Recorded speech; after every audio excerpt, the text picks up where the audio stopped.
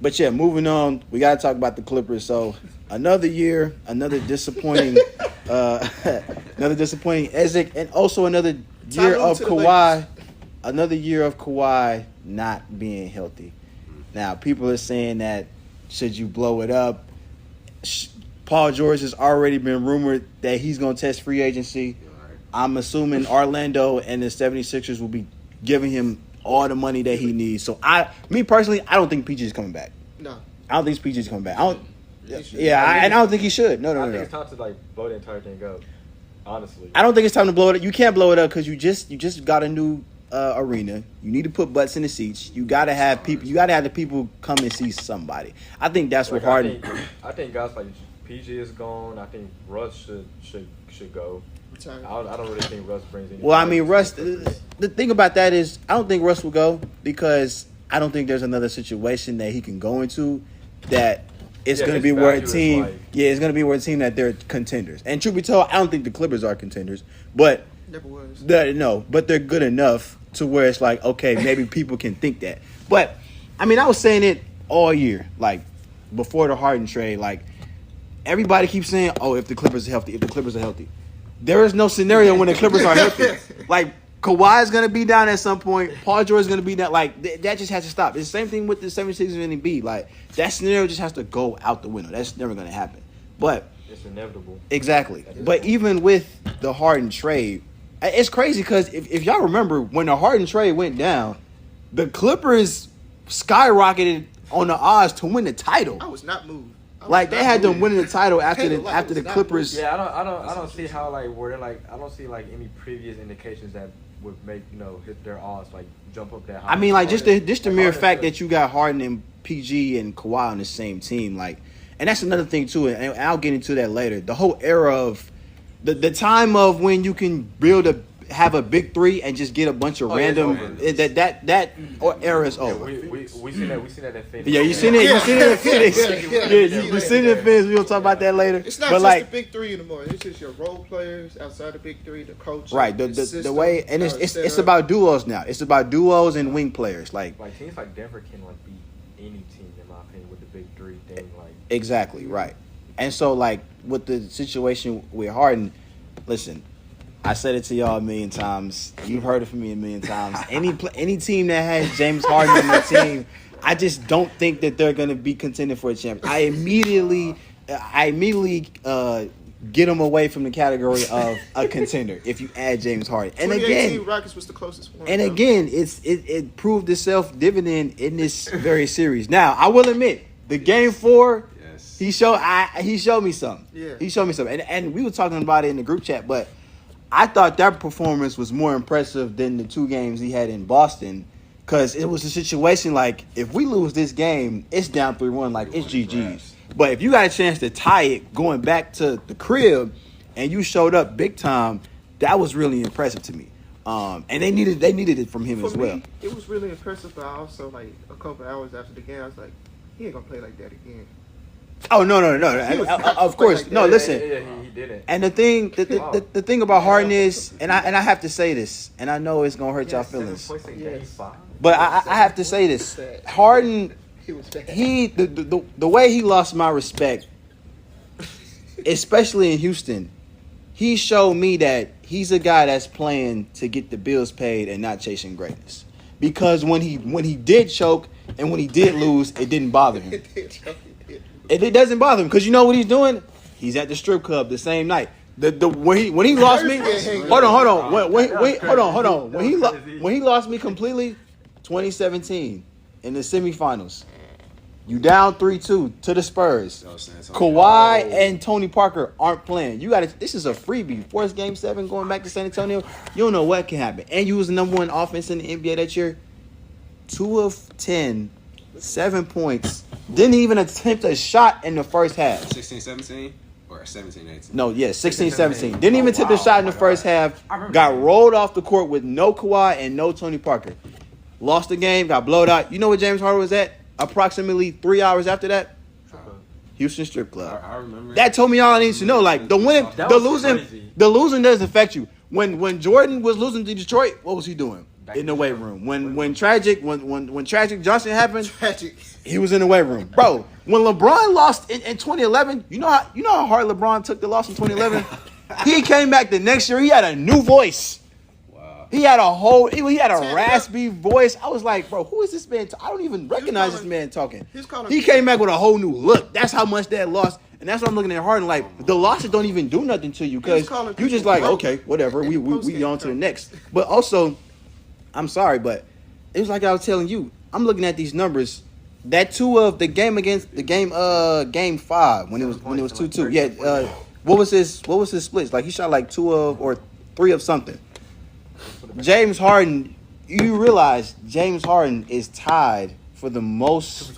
He's tied for the most games in NBA playoff history where he attempts more than 10 shots and makes lesser than 3. And he has 17 of those.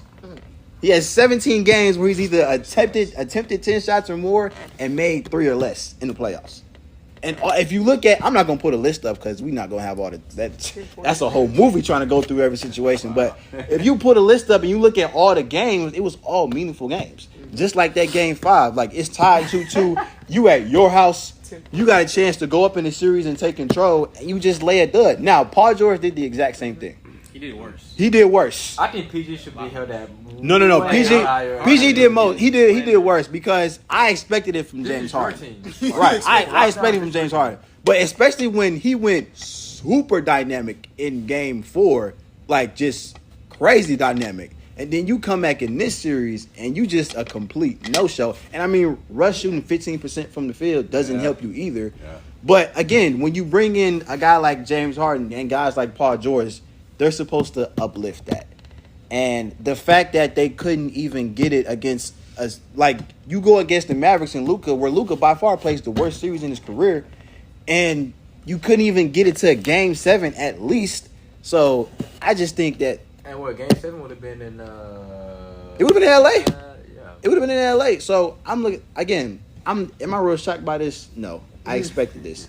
I did not expect it this early, but I mean, after we saw last year from Harden, him coming over to the Clippers, I knew this was to come. Paul George was the one that was really shocking because I was like, dang, like you went nuclear in Game 4 and then you came back and you was just like, we don't even know who you are no more. But wow, he also had dropped a 7-point game in. Yeah, but that game he was in foul trouble though, so I wasn't gonna kill him for that one. 3 for 11, 1 for 6.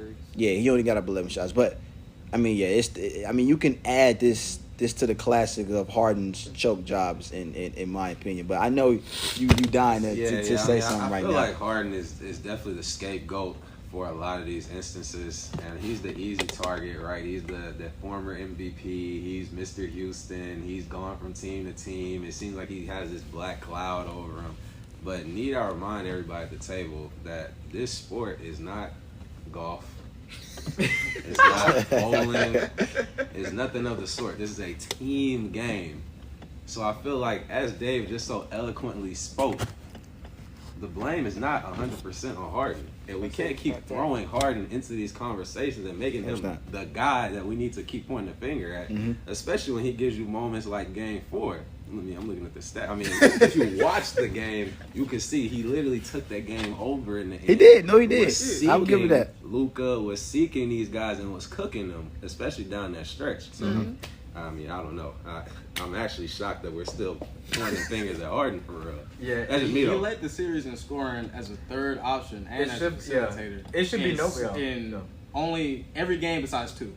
So it should be no point in time where Harden, out of all people, is the leading scorer for this team.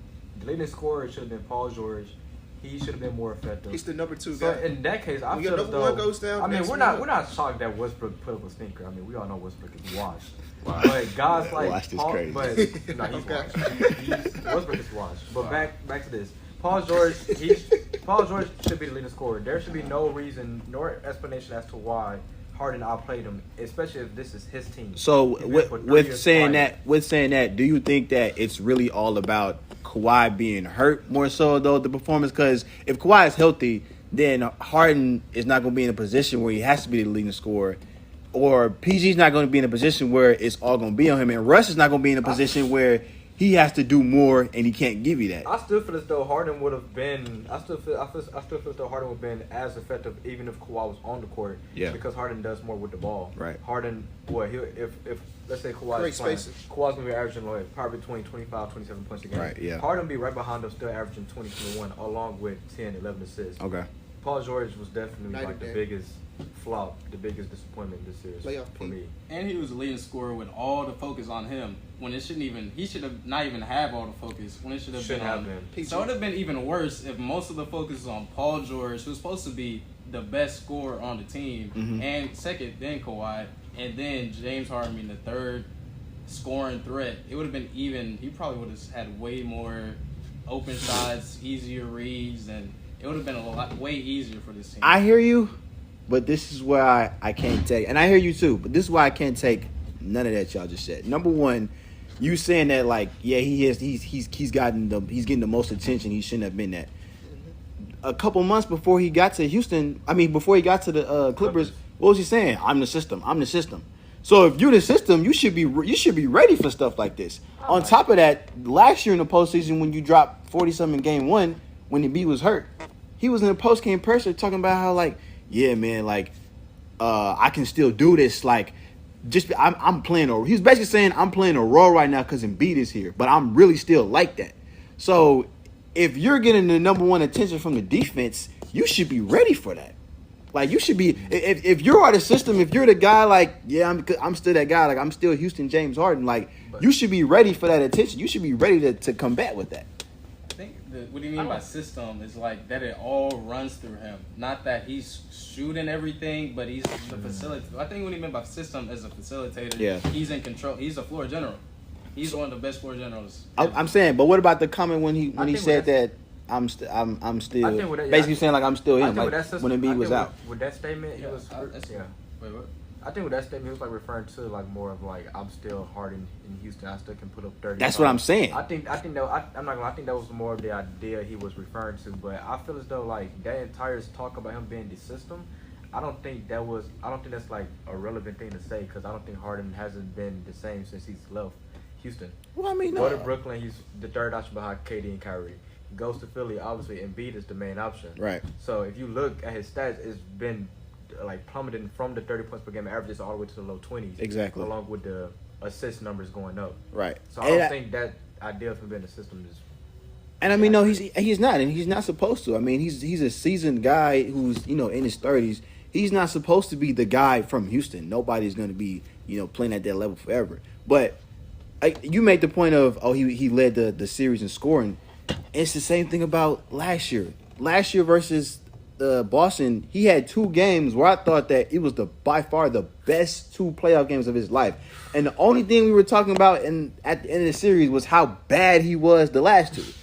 And it's the same thing we're here. Like, he led the series in scoring, and what are we sitting here talking about? Him putting up another sticker at a pivotal point of the series. So it's like, This is the scapegoat because Paul George is the exact. No. exact- I he's the no, worst yes. fit, No. But then it's all James Harden. No, I'm I not. think that's No. fair. I'm not putting on all of them James Harden. I admit PG was the worst one, but for the sake of our discussions, y'all were the ones telling me that it was gonna be. It's the dawn of a new day. He's not gonna be. He's not playing with Embiid and fraud, and then he comes up and pulls a sticker. But I agree. PG gets it the worst, and he should. I expect this from Harden, so I'm not really shocked. Like we know he's gonna do this, but what you said when you were like, "Oh, Harden's the scapegoat." Here's the thing about that: when you're an all-time great, like Harden is, or like he's supposed to be, whether you perform or not, especially when you don't, you're gonna get the blame for it. No pressure. Like, and and this is the moment when I realized, like, okay, like this is really how it is. When LeBron played Orlando in 2009, and he averaged 35 a game, and they lost in 6. Nobody was talking about how Mo Williams shot 29% from the field. Nobody was talking about how Wadi Serbiak and Anderson Virgil couldn't get nothing going. Nobody was talking about it. Sergio Ilgauskas not being able to do anything with Dwight Howard on the screen and roll. You know what everybody's talking about? Oh, LeBron should have did more. LeBron should have did more. He averaged 35. That's when I realized whether you win or lose, whether you play good or you play well, the best players will always get the blame. And I'm saying in a situation with Harden, and when I was telling y'all a couple weeks ago, Harden's in a situation where, in order for his legacy to really be like, he has to get a championship. We know he's not going to win as the best player. We know he can't do that. But if you can't win as the second option or the third option, that's a real hit to your legacy. If you're a former MVP and you're not even good enough on a team to win a championship as the second or the third option, and it's not like the teams he's been on is trash. Philly was a serious contender last year, the last 2 years. I didn't believe in the Clippers, but Vegas said that they were favored once he got to the team. No Kawhi though. But that's with expecting Paul George not to be tried. I hear you. Expecting I hear Kawhi you. Not to have legs. I hear you, but again, everybody says that like, oh, Kawhi's not playing. That PG stuck it up, but they brought Harden in as the third guy. Like, okay, we know Kawhi's gonna get hurt. We know he's gonna get hurt, but we can't rely on Westbrook to be the second guy when Kawhi gets hurt. But we can bring in a guy like Harden, who we know is a scorer, can facilitate, run the offense, do all that. So he was brought in as the guy that, like, okay, when Kawhi goes down, because we know he's going to go down eventually, I'm supposed to be here to steer the ship. I don't think that was their mindset behind it. I think he was just solely brought to facilitate because he wasn't scoring. You don't bring Harden in. You don't bring Harden in to pass the ball, bro. He's one of the best passers in the league. But you know, if Kawhi did give out the sign of him being healthy because I think Kawhi played. Like you wasn't expecting Kawhi to be healthy like a couple like weeks before the series. I mean, I just said it, but before he played 70 games this year, 71. Yeah, that was like one of the most games he's played but then like he got hurt in March and he didn't come back into the playoffs. So it's like I knew like it's just listen, Embiid, Kawhi, all them dudes in the same category. Like they're never gonna like at some point they're gonna get hurt. They're gonna get hurt. That's why the Clippers went and made the trade for Harden because it's like we know we're preparing for this. But like you said, like him being a facilitator, yes, obviously he was supposed to be in there. He was gonna be there to play the point. What I'm saying is, once Kawhi goes down, the facilitator got to go out the window. We need you to pick up the scoring that goes out with Kawhi. In a situation like that, like, what you mean? Like, I don't think, because Harden, it goes PG, Kawhi, Harden for scores. Right. And then Harden is the main facilitator. Right. If Kawhi goes down, that means PG should pick up the scoring, not Harden. I mean, both of them have to pick up scoring. If you lose bigger jump. If you lose a 25 point per game score, everybody has to pick it up. So I'm not saying Harden just not facilitate. Harden's going to facilitate always. But what I'm saying is facilitating is good, but once we lose a 26 per game score, we need you to score too. And that's what he did. He picked up. Well, okay, but he didn't do it in the most pivotal point of the series though. But the main scorer didn't do anything. I agree. So, both of them didn't do it. But I'm saying is we've seen way more evidence of Harden not doing it than PG. Yet y'all were telling me that that's like fan talk. I was okay. That's not real. I wasn't being real. Like this is me talking as a fan. Like you can't believe that. But I'm saying like I mean it's only for the sake of this like me talking with y'all. Obviously, like yes, Paul George deserves all the blame. Like I said, I expect it from Harden. But this whole like Harden's being scapegoated it's like. Bro, like, how many situations does he have to go through to where it's like, nah, bro, we got to look at you at one point? Well, just for the sake of just conversation's sake, right? If we really go through it, bro, PG didn't show up. He didn't. Right. Last year, Embiid didn't show up. He didn't. What happened with Brooklyn? He was hurt with Brooklyn, huh? When they went to Milwaukee. He was banged up. Yeah, he was hurt, and he was also balling when he was in the mix. But I mean, even if you bring up the Brooklyn situation, I can make a case that the reason why Luka didn't play well in this series because he had a knee sprain. Well, I'm just saying, Harden, he was active in the series. Yeah. When the game with the foot on the line. Yeah, he was playing in that game. Hamstring. Yeah. Yeah, okay, what about... He was out like he was the first half. He was showing himself. Let me pull it up. I just don't like when, and again, I hate to give Harden all this attention, but I just because it's not his fault. PG is the real one to blame. But when I hear people say, "Oh, Harden's better than D Wade," "Oh, he's a top 3 shooting guard all the time," like I can't listen to talks like that when I've watched the last 10 years of him stink it up. It's like, bro, I can't put him in a discussion with AI, D Wade, and then Kobe and them dudes. But also, and this is me and my dad talk about this all the time. I think a guy like Jimmy Butler I think guys like Jimmy Butler, Reggie Miller, and I'm putting Jamal Murray in this category now. Yeah. I'd rather have the guy who can give me his best for 16 games than the guy who's gonna give me his best for 82 and do me nothing for the 16. I'd rather those guys. I'd rather give me a Jimmy Butler. I understand who's better, Jimmy Butler or James Harden. James Harden, of course. But who would I rather have as the leader of my team? I'm taking Jimmy Butler, and it's not even close. But with guys like Jamal Murray, right? I was gonna say if you want to win a ring, yeah. Is that not what we play for? Bro, what are we playing for? That's what I'm saying. I don't think Harden's playing for that. I don't think he cares a bit about a ring.